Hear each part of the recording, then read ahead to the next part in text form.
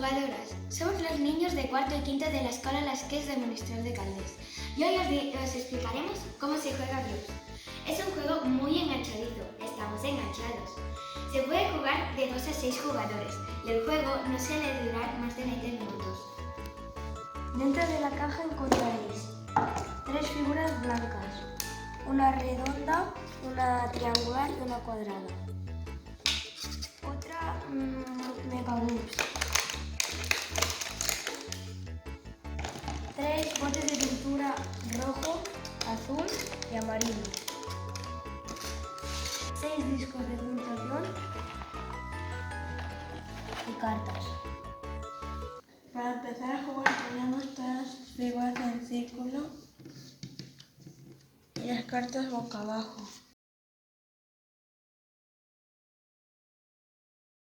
El jugador más joven debe de sacar las cartas y decir Glups menos o Glups más. Glups más. Si dice Glups menos, los jugadores tienen que coger una figura o bote de pintura que salga menos o que no salga en la carta. Por ejemplo, este y este. Si dice Glups más, los jugadores tienen que coger una figura o bote de pintura que salga más en la carta. En este caso, el triángulo y el azul. En esta carta salen 2 Glups triangulares y amarillos y una figura circular azul. En este caso, si el jugador dice Glups más, deberíamos coger la figura triangular y el bote de pintura amarillo.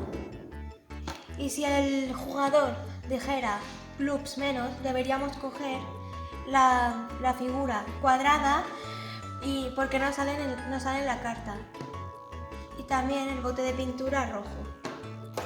Pero cuidado, hay cartas especiales.